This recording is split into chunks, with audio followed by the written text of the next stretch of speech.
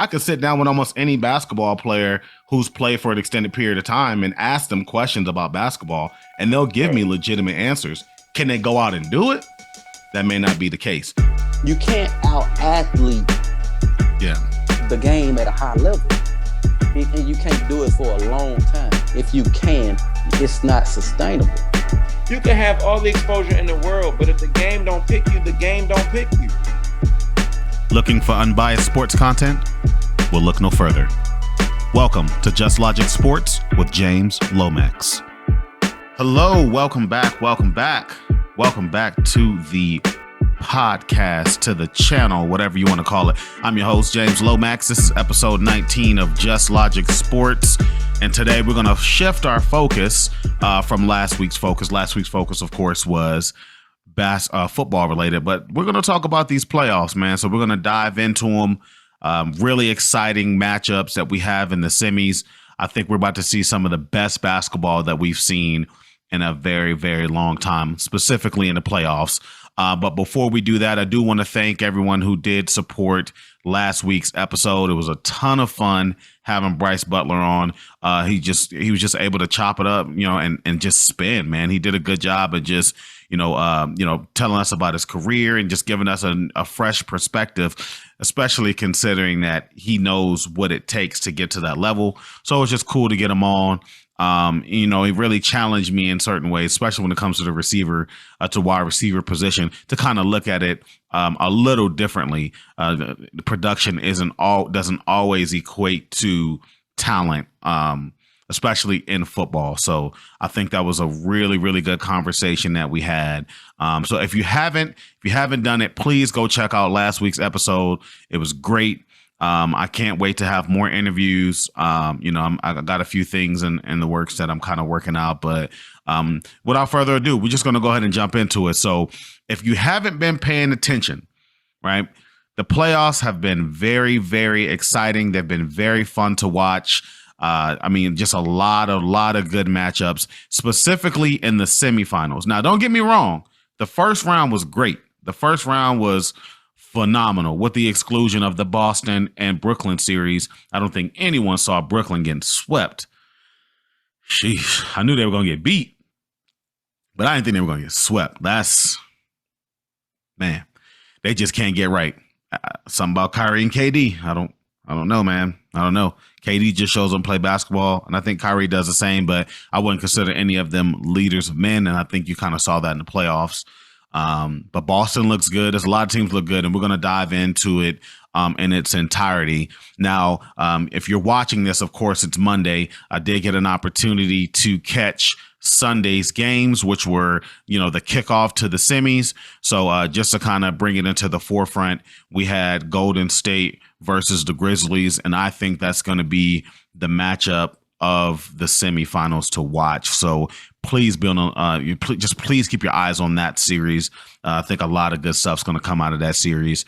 So that was a good one to watch. I think that the Milwaukee and Boston series is going to be pretty intriguing as well. And those were like the two main matchups. If I'm not mistaken, I think those are really the only two games of the night. Yeah, so you have Boston and Milwaukee, and then you had Golden State versus Memphis.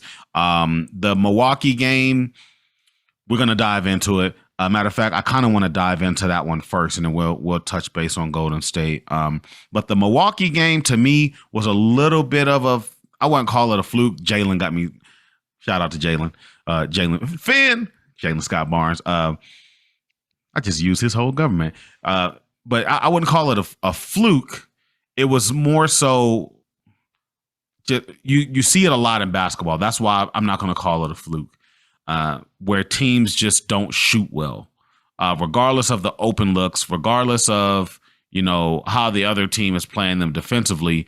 The ball just doesn't go in. It happens all the time. It happens in almost every playoff series that I've seen. There's just this weird, the ball's not going in. And Boston got struck with that. Now, granted, I'm not taking away anything from Milwaukee's defense, okay? Milwaukee is a top-ranked defense. Giannis is phenomenal, right? Defensive Player of the Year, I want to say twice. So he knows what he's doing. But the blow to Chris Middleton, you didn't even get to feel it. You didn't get to feel him being missing because Boston couldn't hit a shot. Now, if Boston was hitting some of these shots that were wide open in this game, and there were quite a few of them, I mean, you're talking about an entirely different outcome. Now, they ended up losing 101 to 89. Giannis had a triple-double, so he played very, very well.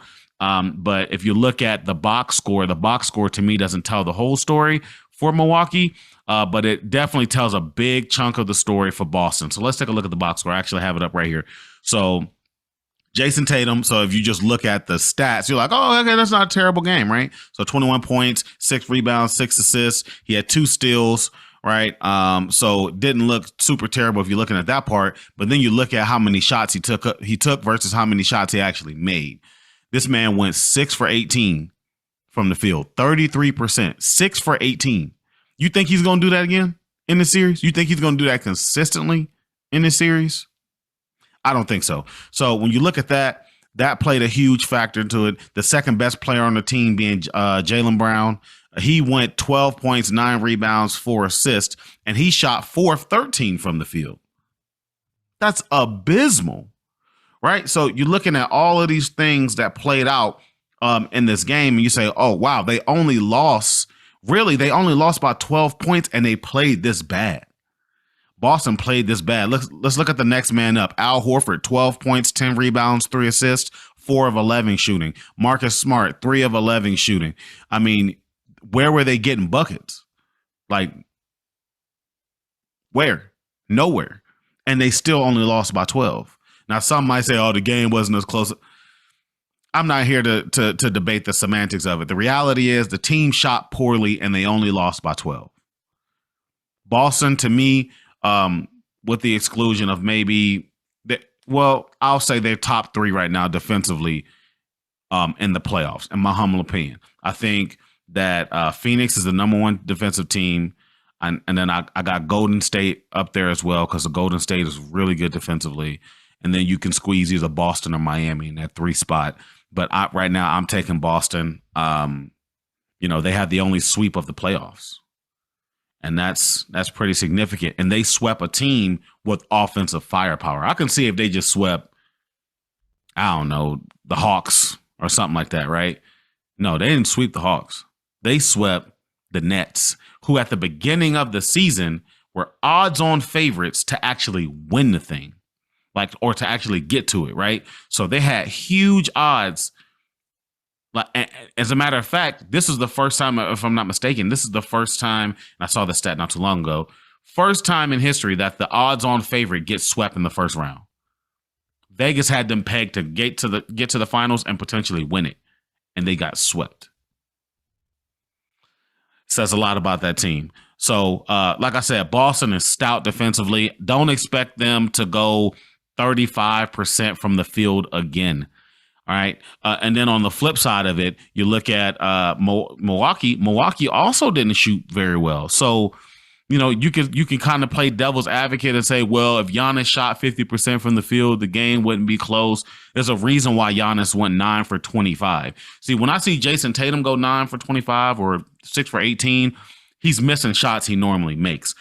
The difference between his 6 for 18 and Giannis's 9 for 25 is that Giannis's 9 for 25 is forced, right? He doesn't have a specific set of moves that he can go to when he's in trouble. So when they collapse on him, he's forced to make a bad play. He does it all the time. That's not the case for Jason Tatum, right? That's not the case for him. Jason Tatum has so many moves in his arsenal, so many moves in his bag of tricks that he can get to his spots at will. He's long, lengthy. He can shoot the 3. He's good for mid-range. He's aggressive. He can drive. He can pass the ball. He has a lot of different tools that will allow him to get to his spot at will. They just weren't going in. So that's the difference between a 9 for 25 for Giannis and a 6 for 18 for Jason Tatum. Now, did Milwaukee alter his? Absolutely. Milwaukee had affected his game for sure. They're not doing it again, though. I don't see him shooting this bad for an entire series. I don't. Now, do I see Giannis shooting 36% for the entire series? No, he's not going to do it. He's going to find a way. But I still like Boston. I just think Boston overall is better. I like their bench better. I like their stars a little better. And when I say that, I mean I'm taking Giannis over anybody on that team, but then I'm taking Jason Tatum over their secondaries, and then I'm taking Jaylen Brown over their secondaries, over Chris Middleton. And then you got the defensive player of the year, Marcus Smart. So they're stacked, right? They're a good team. And I just expect them to bounce back in the next game. So be on the lookout for that. But let's talk about this Golden State Warriors and Grizzlies matchup. This, to me, is the matchup of the semis. It's going to be exciting to watch. You got a Golden State Warriors team. They got new pieces, mind you, but they still have championship DNA. Okay, this team still has championship DNA, and you cannot underplay that. That's very vital when it comes to playoff basketball. You know, I hear people make the argument all the time that experience doesn't matter. You know, you hear that type of stuff, but if you hear anybody who's played the game, they all say the opposite. Why is everyone saying the same thing over and over and over and over again? Experience matters. Experience matters. We got that championship DNA. It's not a cliche. It's real. And to me, the prime example of it was tonight. Now, granted, Klay Thompson missed 2 big free throws. That doesn't ever happen, but it happened. You know, anomalies happen. And in the words of Jalen, that was a fluke. But, you know, if you look at, you know, Stephen Curry last playoff series, the one before this in the last round, he shot 75% from the free throw. So something's going on. I don't know why they've been missing free throws recently. He's a career 90% free throw shooter. I don't expect that to be the case, but let's go back to the experience thing, right? So you got a Golden State team who they know that number one, they're aware of the clock. They're aware of how much time they have. They're aware that, they know how to find their spots when the game gets this tight. And that's exactly what they did. Now, give credit where credit is due. Memphis, they're scrappy. And when they get on the run, man, they're tough to beat. But where they're going to lose is the fact that they can't play half-court basketball consistently. One-on-one basketball very seldom wins in the postseason. It's just what it is. It very seldom wins in the postseason. Now, you have your possessions where you need a bucket in the fourth quarter, but to do that for 4 quarters, you're not winning that way. No one's won that way. Not one. You need players to show out. And they needed everybody to be perfect today. Like, perfect. I'm talking about you got production that you know you're not going to get throughout the rest of the series. Like, seriously. Let's take a look at Jaren Jackson's stat line. My man had 33 points today. 10 rebounds, you expect that, but 33 points, 10 of 18, bro. You really think he's doing that again? You really think he's going 10 of 18 again? 7 of 9? I'm sorry, 6 of 9 from 3? What? You think he's doing that throughout the entire series? That's not happening. They got bailed out by Draymond Green getting ejected, and they still lost. You lost, and Draymond wasn't even in the game. The best defender on the floor wasn't even in the game. And y'all lost. This is y'all chance to win at home, and you lost. And this goes back to my prediction, my midweek hot take prediction that the Memphis Grizzlies will not make it to the Western Conference Finals. I stand on it. For the sake of basketball, prove me wrong. Please prove me wrong. It would be so cool to see Ja Morant, comeback player of the year, dominate the series and take his team to the Western Conference Finals. That would be so cool. And it'd be cool for basketball. The next guys are coming up. So it's like basketball's in a good place, but this ain't the year, in my humble opinion. In my humble opinion, they drew the short straw. You're playing against a Golden State team who's reinvigorated, right? They're stout defensively, right? Klay Thompson's back. He and best perimeter defender on the team. Him and Draymond Green, like Jordan Poole is playing like a madman, a man possessed. He's like, I'm here. You know about me, and I'm staying here. He looks like he should have been on the court. Steph Curry playing well, even off an injury. Steph Curry making defensive stops. So they just look like they're on a mission. Now, do I have them winning the West? No, I still think Phoenix will win the West, but I wouldn't be surprised if Golden State or the winner of this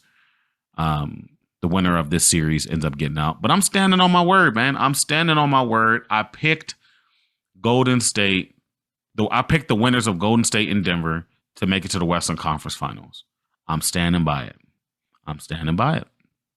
Now, the next game's coming up. Like I said, you listen to this episode, you're probably gonna, be able to watch the next games. Of course, I'm gonna be watching Philly and Miami. That's gonna be interesting without Joel Embiid. I'm curious just to see how good Miami is. This is going to be a great test because they were ranked number 1 defensively in the East. So this is going to be a good test. Unfortunately, they're not going to be able to get tested to the limit because Joel Embiid broke his face. That sounds crazy, but he broke his face, man. Like, his face was broken. Y'all up by 20 plus points while you still in the game. It's beyond me. Whatever. But that Suns and the Mavericks matchup, now that's the one I'm looking forward to right there. That might be to me, that has the potential to be the second best matchup in the playoffs. Now I got a friend of mine. I've already mentioned his name a few times, but I'm not going to mention it again. You know who you are. Got the Suns in 5. I think that's blatantly disrespectful to the Mavericks team. I still have the Suns winning, but I can see Luka Doncic and his team pulling out 2 games. I can see them winning a minimum of 2 games. So if you ask me, head over heart, Phoenix in 6, heart over head, Mavericks in 7. But I know it's probably not going to happen. Phoenix is the best team in the league, and I think it's by a pretty wide margin, in my humble opinion.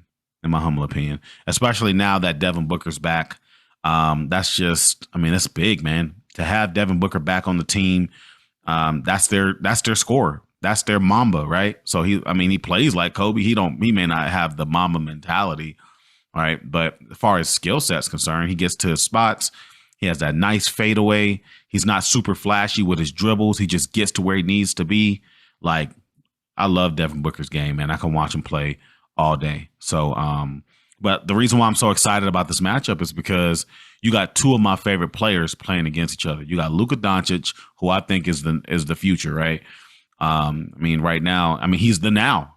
He's averaging almost 30 points a game. He's almost averaging a triple double. He's just phenomenal, and he's not slowing down. He made a statement that it's easier to score in the NBA than it was overseas, and it's starting to look like that, man. It really is. He's looking like no one can stop me. No one's going to speed up my game. Now, let's just hope that his role players, a la Jalen Brunson, a la Dorian Finney-Smith, those guys, they keep stepping up because they've been playing phenomenal. They play phenomenal against Utah. Don't downplay Utah.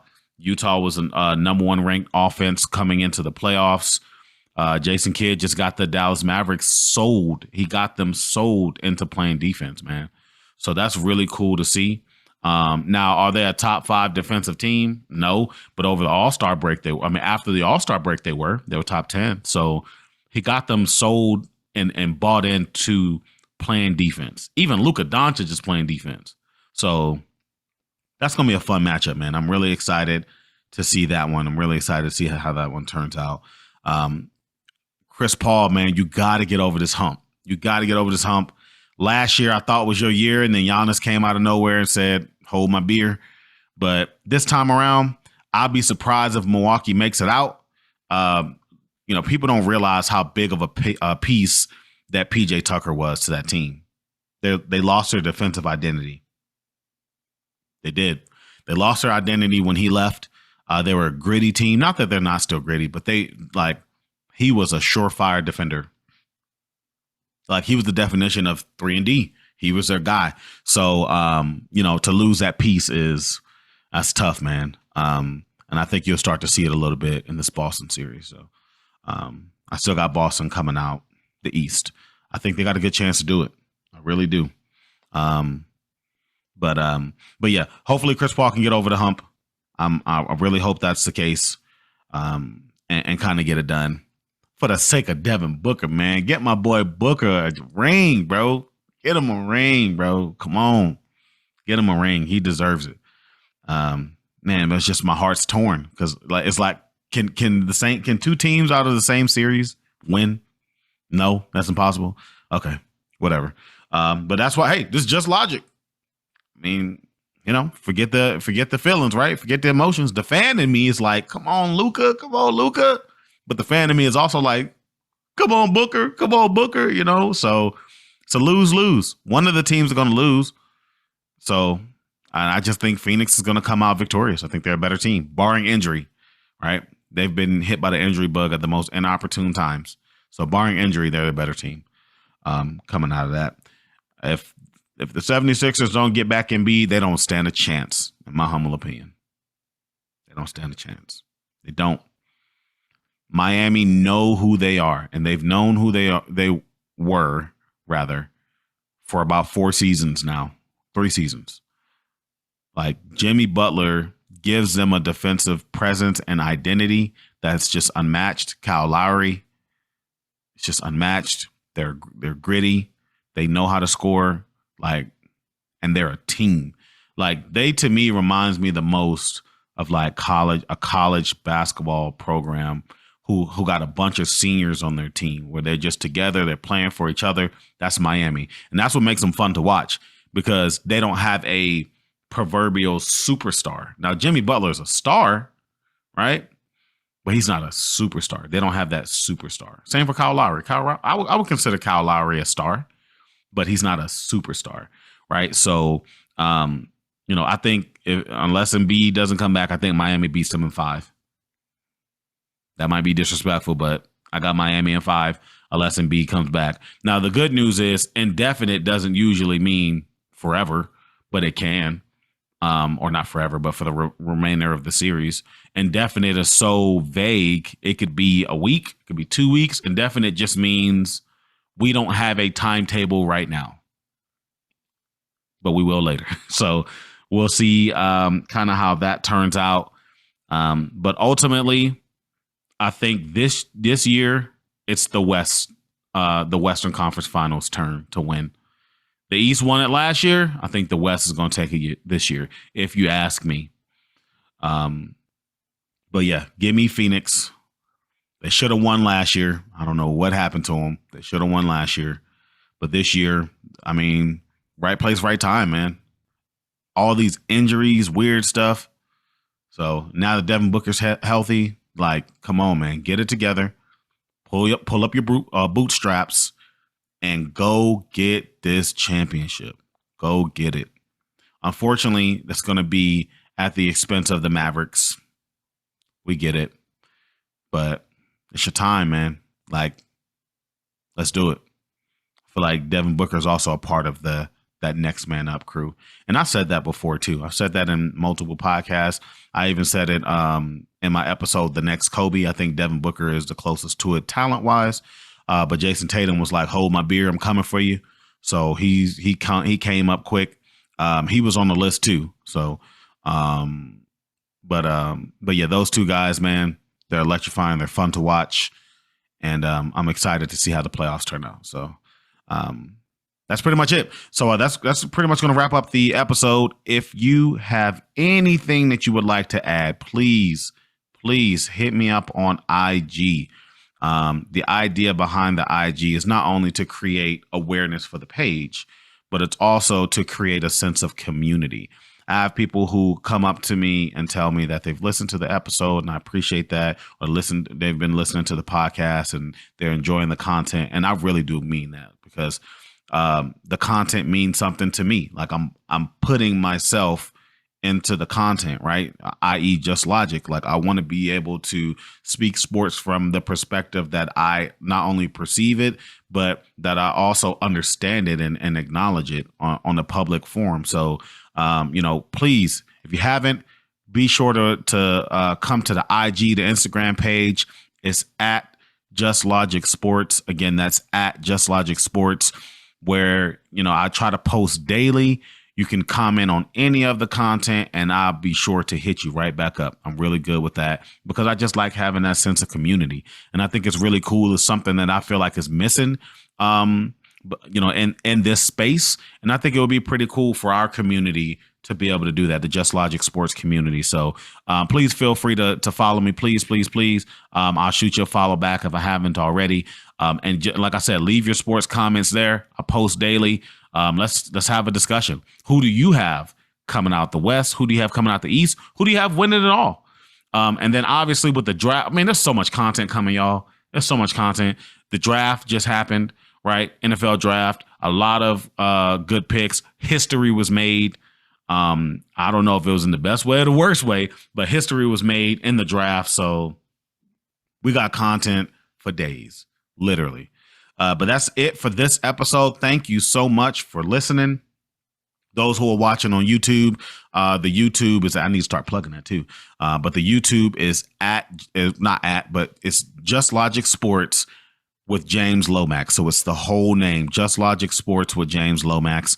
And as I start dumping content on there, it'll be a lot easier to find. So please feel free to subscribe if you haven't already. But that's all I got for you guys. Until the next time, I will catch you on the next one.